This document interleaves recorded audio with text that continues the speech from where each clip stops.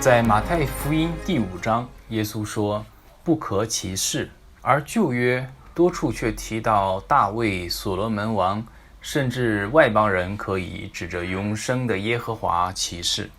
因新約聖經的這段記載，現代基督徒在生活中多數都不起誓，轉而使用其他婉轉的表達方式。可事實究竟是什麼？既然耶穌來不是要廢掉妥拉，那我們只有從希伯來原文才能找出答案。一直以來，猶太教禁止人們直呼神的名字，而是以主 Lord Adonai 代替。但是尼西米格登從希伯來原文指出，耶和華神的名是神希望我們常常提說的。不僅如此，我們更可以指着永生的耶和華起誓，只是不可起假誓，這才是耶穌教導的真義。在本段講述裡，尼西米從原文層面解析馬太福音第5章裡耶穌對法利賽人說的每一句話，不僅讓我們看到他們的虛偽和詭詐，更是認清了希臘文版馬太福音對讀者的嚴重誤導。然而，所有希伯來文抄本的馬太福音都完全貼近原意嗎？吸收同化希臘文又是何意呢？ Let's look at one passage here, one passage that particularly caught my eye. This is Matthew 5:33-37. It says there in the Greek, "Again you have heard that it was said to the people long ago, 'Do not break your oath, but keep the oath you have made to the Lord. But I tell you, do not swear at all.'" And here, very explicitly, Jesus is saying in the Greek not to swear at all. It's an absolute prohibition if you're a disciple of Jesus to swear, to make any kind of oath. And in fact, you can go to any court in the United States where there's the practice of putting your hand on the Bible and saying, "I swear to tell the truth, the whole truth, nothing but the truth, so help me God." And you could tell them, "I'm a devout Christian, a disciple of Jesus of Nazareth, and because of that I can't swear, because Matthew 5:34 tells me I may not swear." And they won't think you're trying to pull a fast one, and they'll tell you, in fact, there's a standard formula for someone who's a devout Christian who's allowed to say, "I affirm to tell the truth." And no one's going to think you're trying to pull a fast one or lie, because it's a standard thing that many devout Christians actually do. They won't swear because Jesus says do not swear at all. He goes on, "Either by heaven, for it is God's throne, or by the earth, for it is his footstool, or by Jerusalem, for it is the city of the great king. And do not swear by your head, for you cannot make even one hair white or black. Simply let your yes be yes, and your no, no. Anything beyond this comes from the evil one." Who's the evil one? Okay, we'll use that as a working definition. You're defining him as Satan. We won't get into that whole question, though. So Satan, if you say anything beyond yes or no, then you are from Satan, according to the NIV translation of Matthew 5. And what that means is if you say, "I swear by Jerusalem, yes, I will do such and such," you are from the evil one. And if you say, "I swear by heaven, I will not do that," you are from the evil one. Well, I had a real problem when I saw this, because I said, okay, that doesn't really sound something wrong with this. And the reason I had a problem with this for me really began in Exodus 3:15. And many years ago, I was studying in Jerusalem under a Karaite sage named Mordechai Alfandari. And he was a very brilliant man. He would never try to convince you of anything. He would just present you the scriptural verses, and you would see that he was always right. And one day, he sat me down, and he said, "Nehemiah, read to me Exodus 3:15 out loud." And I said, okay, I'll read it to you out loud. Now, bear in mind, being raised as a Pharisee, there were certain things that had been so ingrained and so I'd been taught, and I just couldn't break free from them for many years, even after I became a Karaite, because, these things had been ingrained so deeply. And you tell me, after I've done reading this, what Pharisaical practice I'm expressing here. And back then, I'd read this verse to Mordechai, following my Pharisaical indoctrination. And God said further to Moses, "Thus shall you say to the children of Israel, Adonai, Lord, the God of your fathers, the God of Abraham, the God of Isaac, and the God of Jacob has sent me to you. This is my name forever, and this is my memorial from generation to generation." So did I say anything wrong there? I said Adonai instead of what it actually says there. In fact, it says there in the Hebrew, Yud He Vav He, which I pronounce as Yehovah, others pronounce as Yahweh or Yahweh. And I won't go now into the reasons for those differences.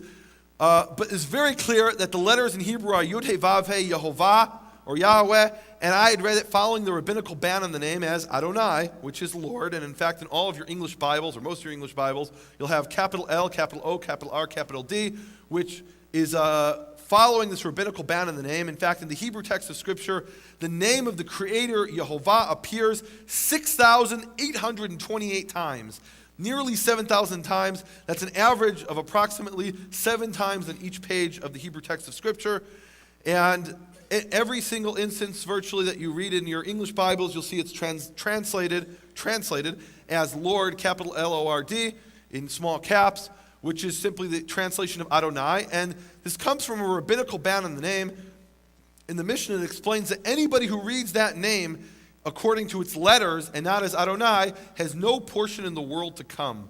So there's an absolute ban on pronouncing the name of the Creator that the Pharisees teach. In fact, most Pharisees today refer to the name of the Creator as the ineffable name of God. Ineffable means unpronounceable. You may not pronounce this name. I was taught with my mother's milk that the greatest sin that I could possibly do was to say the name of the Creator. That was utter blasphemy to say His name out loud. And I was taught to say Adonai. And even after I went to the Scriptures and became a Karaite, turning just to the Hebrew Scriptures, this was something that was so deeply ingrained that when I read this verse, I ended up reading it, Lord, this is my name forever, and this is my memorial from generation to generation. Even though right there in front of me were the Hebrew letters Yud He Vav He Yehovah.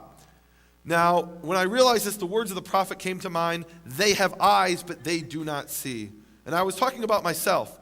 The letters were right there in front of me, but being so indoctrinated and this being so deeply ingrained, this ban in the name, I'd read it as Lord.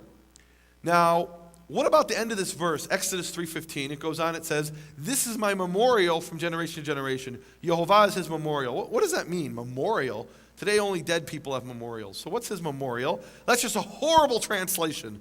The word that they translate as memorial, the Hebrew word is zecher. Now zecher in Hebrew does mean to remember, but it has a much broader meaning than it does in English. Zecher in Hebrew is to refer to something explicitly.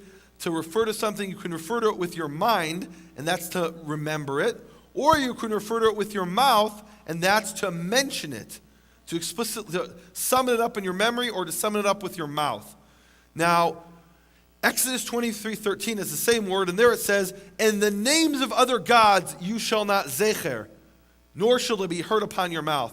Now here it's very clear from the context that zecher does not mean to remember. It's not telling you don't remember Easter. It's telling you don't mention Easter, which I've just done now for educational purposes. But it's very clear from the context, it shall not be heard upon your mouth. You must not mention it. Don't even mention those names of the pagan gods. And when we're talking about the God of Israel, what it's saying is, this is my name forever. This is my zecher, my mention from generation to generation. What that means is, whenever we summon up His name, whether in our minds or in our mouths, whenever we refer to Him, we must refer to Him by His name, which is Yehovah, or others pronounce Yahweh. But it's very clear that His name is not Lord. That's just a title. Now, once I realized this, everything started to fall into place. Verses that I'd read 50 times, and I went over them before, and I never realized the significance of them. And that from these verses, it's very clear that the name of the Creator is not ineffable. For example, Deuteronomy 6:13 says, you shall fear Yehovah your God, and you shall worship Him, and in His name shall you swear. And others translate, in His name shall you make oaths. Now, after I realized that the name of the Creator is not ineffable, I realized, okay, how can you swear in His name if you're not allowed to pronounce His name? It's very clear from this verse that the name is not ineffable. It's not forbidden to pronounce the name of the Creator. In fact, that's how we're supposed to mention Him. We're supposed to refer to Him. Again, a second time, it says, Deuteronomy 10:20, Yehovah your God you shall fear, and Him you shall worship, and to Him shall you cling, and in His name shall you swear. Now, the practice of swearing in the name of the Creator, in the name of Yehovah, is something we see throughout the Tanakh. For example, in 1 Kings 2:23, we see that King Solomon makes a vow, and he says, so shall Yehovah do to me, and even more. Now, what does he mean by that? So shall Yehovah do to me and even more. First of all, by invoking the name of the Creator, he's swearing in the name, just like it says in Deuteronomy.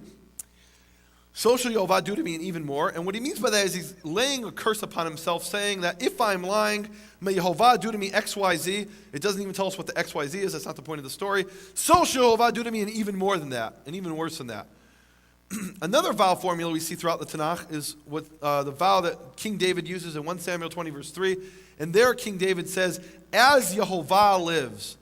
He's making a vow in the name of the Creator, Yehovah, saying, as Yehovah lives. And what he means by this vow is, if I'm lying by my very actions, I'm denying the life of the Creator. That's a very serious vow. And the opposite is also true. If I'm telling the truth by my very actions, I'm declaring the life of the Creator. Now, this vow formula, as Yehovah lives, is actually related to a very important end times prophecy, which appears in Jeremiah 12:16. And this verse was always fascinating to me, this whole passage, because if you read the passage, this is one of the few verses in the entire Tanakh, in the entire Old Testament, which is explicitly and exclusively speaking to the Gentiles. This is a verse that has absolutely nothing to do with me. This is a promise to the Gentiles for the end time. And there it says, and it shall be if they nevertheless learn the way of my people to swear in my name as Yehovah lives, if the Gentiles will learn to swear as Yehovah lives, in the way they taught my people to swear by Baal, meaning the Gentiles used to swear as Baal lives, and they came and they taught that practice to Israel. If those same nations will learn to swear as Yehovah lives, then they shall be built into my people. That's a very important end-time prophecy for the nations, that they'll be built into Israel if they'll learn to swear as Yehovah lives. Now, you should be getting a little bit nervous here right now, because Jesus has forbidden you to swear under any circumstances, and if you swear, you're from the evil one, according to the Greek Jesus. But let's see what it says in the Hebrew. In Hebrew, Matthew 5, we read, you have further heard what was said by the ancients, you shall not swear falsely by my name. That's a direct quote, word for word, from Leviticus 19:12. But you must pay your vow to Yehovah, which is a paraphrase of Deuteronomy 23:21. And then he goes on and he says, but I say that you must not swear by anything falsely. Falsely is what he says in the Hebrew. So in the Hebrew, he's not prohibiting vows, he's prohibiting false vows. Not by the earth, which is his footstool, meaning you must not say, I swear by the earth, and be lying. You have to be telling the truth if you swear by the earth. Nor by Jerusalem, which is his footstool.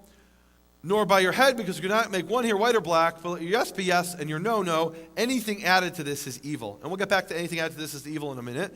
But in verse 37, he starts off saying, let your yes be yes, and your no, no. Now, he's not talking about making vows here. He's talking about making false vows. So when he says, let your yes be yes, what he means is, in this new context, is if you say, I swear by Jerusalem, yes, I will do such and such, that better be a true yes. That better not be a false yes. And if you say, no, I swear by the throne of God, I will do such and such, that better be a no. You better not be lying there.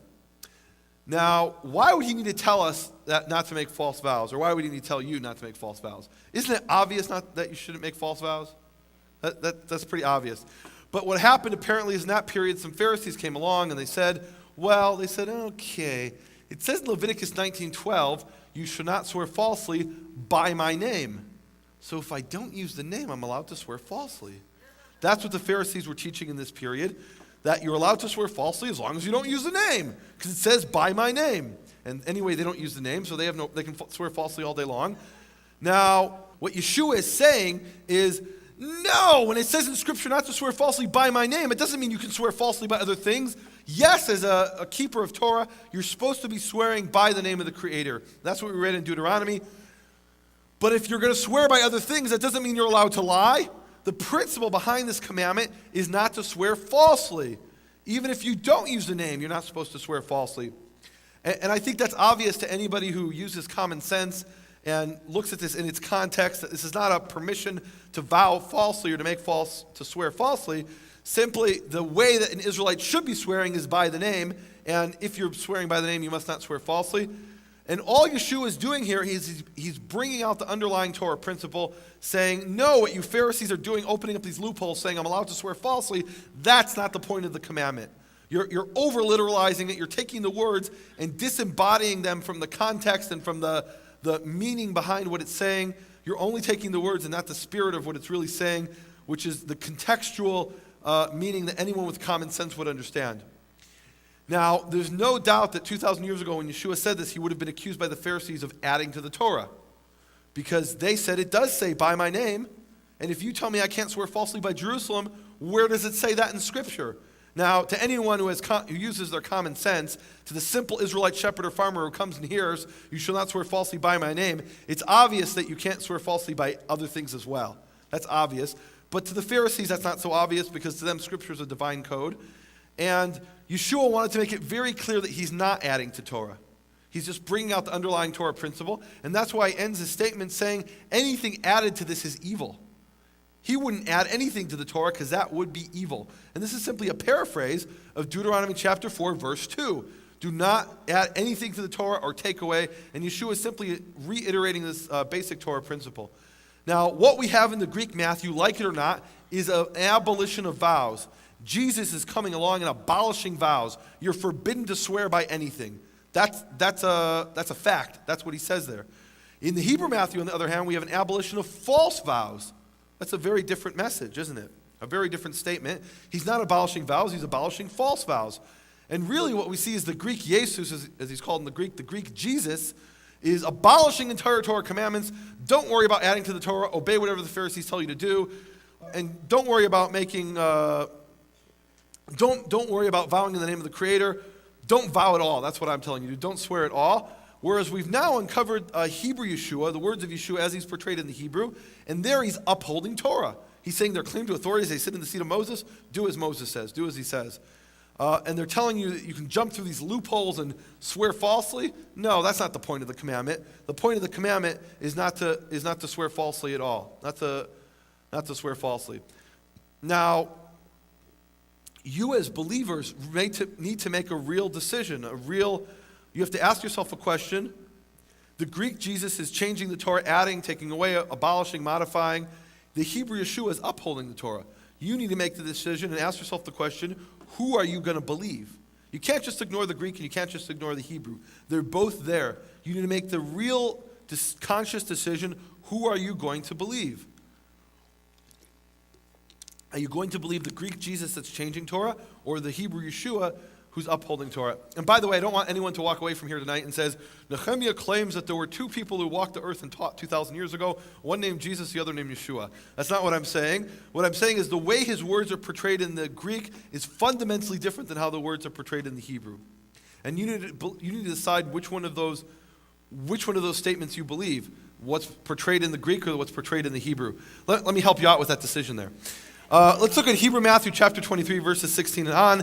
And there Yeshua is speaking to the Pharisees throughout Matthew 23. And there he says to the Pharisees, woe to you, you blind chairs. You can look in your Greek and you'll see it says, woe to you, you blind guides. In the Hebrew, he says, you blind chairs. Remember in Matthew 23, verse 2, he said they sit in the seat of Moses. And now he's calling them the blind chairs. Yeah, you're sitting in that seat, but you're blind chairs. Woe to you, you blind chairs, who say that he who swears by the sanctuary is not obligated. Does that sound familiar? Swear by the sanctuary is not obligated. In other words, if you say, I swear by the temple in Jerusalem, you're allowed to lie because you haven't used the name. Who say that he who swears by the sanctuary is not obligated, but he who vows by anything is sanctified to the sanctuary building is obligated to pay. Meaning if you make a vow to bring something to the temple, then you have to pay it. Well, that's very convenient, isn't it? Madmen and blind men, which is greater, the sanctuary or the thing which is sanctified to the sanctuary? And you say he who vows by the altar is not obligated. But he who vows to bring a sacrifice must give it. Meaning if you say, I swear by the altar in Jerusalem, then you're allowed to lie because you haven't used the name. But if you swear to bring a sheep to the altar, then you have to give it because some of the priests were Pharisees and the Pharisees have got to eat. So it's a simple economic consideration. Which is greater, the sacrifice of the altar, the sanctuary, or the sacrifice? And this next verse, verse 20, is really, I think, the decisive verse. There he says, he who swears by the altar swears by it and by all that is in it. So here he's actually upholding vows. Now what happened to if you make a vow by anything, you're from the evil one? That's not here at all. That's not reflected at all. He's saying if you make a vow, you must keep that vow. You must not swear falsely. Now, the reason this is so significant is because in the Greek, in the very same verse in Greek Matthew, he says, therefore he who swears by the altar swears by it and by everything on it. In other words, in the Greek, he's saying the exact same thing as he's saying in the Hebrew on this particular verse, upholding vows. Meaning that in Matthew 23, 16 to 20, both in the Greek and the Hebrew, Yeshua is saying no to false vows, yes to true vows. Well, what happened to anybody who swears is from Satan? That's not being reflected here even in the Greek. So let's summarize what we have here. Against vows, we have Greek Matthew 5, and by the way, Greek James 5:12, which is a paraphrase of Greek Matthew 5. In favor of vows, we have the Torah. That's a pretty significant one. We have Jeremiah 12:16, Hebrew Matthew 5, Hebrew Matthew 23, and then even Greek Matthew 23. So what you can see is the Hebrew, or the Greek, the Hebrew is consistent with itself and it's consistent with the Torah. He's against false vows, in favor of true vows, whereas the Greek is not even consistent with itself. In Matthew 5, he's against vows altogether. In Matthew 23, he's upholding vows. So the Greek is not even internally consistent. And you need to make the decision, who are you going to believe? The Hebrew Yeshua, how Yeshua's words are portrayed in the Hebrew, or the Greek Jesus, the way he's portrayed in the Greek? Now, everything I talked about up till now is described in much greater detail in my book, The Hebrew Yeshua versus the Greek Jesus. And now you understand the title, that the way his words are portrayed in the Hebrew is different than how they're portrayed in the Greek. And now I want to talk about a few things which are not discussed in my book, but they're going to be discussed in my next book, which I'm writing right now. And the first thing I want to talk about are the manuscripts of Shem Tov's Hebrew Matthew. And one of the things that we find is that Hebrew Matthew was published in 1987 along with an English translation. And when it was published along based on 9 manuscripts. And of those 9 manuscripts, you find that over time, the manuscripts go through a process called assimilation to the Greek. And what that means is that they start out very different from the Greek, and over time, a Hebrew scribe comes along and says, wait a minute, that's not what it's supposed to say in the Hebrew. That's not what it's supposed to say in Matthew. And why does he say that? Because he's read the Greek. And what he ends up doing is changing the Hebrew to match the Greek. So for example, in Hebrew Matthew 5:34, we saw the sentence that makes sense, that Yeshua's original words were, I say to you that you must not swear by anything falsely. Well, some Hebrew scribes came along, and in some manuscripts, when they were copying them, they said, wait a minute, I know it doesn't say falsely in the Greek. And what they did is they deleted this word. And you end up with the Greek reading in the Hebrew, I say to you that you must not swear by anything, which doesn't make sense. Now, the reason this is important is that of the 9 manuscripts that were published, 2 of these are very close to the Hebrew original words of Yeshua, meaning that when you compare them systematically with the Greek, you find many differences, and when the Greek doesn't make sense, the Hebrew does. Whereas the other manuscripts that were published have been highly assimilated to the Greek, meaning that in many places, not consistently, but in many places where the original Hebrew words make perfect sense and differ from the Greek, in these 7 other manuscripts, they've been adapted and modified, assimilated to match the Greek.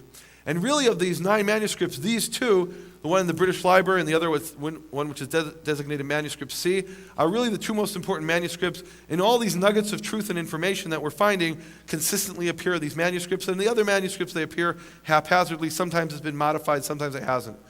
And what that means is out of the 9 manuscripts, 2 are really the most important. Why is it important? Because there's more than 9 manuscripts. From my preliminary research, I've been able to find that there are at least 23 manuscripts of Shem Tov's Hebrew Matthew.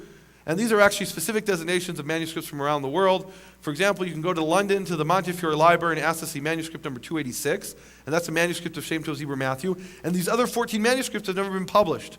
Now, if the first 9 manuscripts, if 2 out of those contain all these nuggets of truth and information, who knows what's in these other 14 manuscripts? No one knows. They haven't been studied.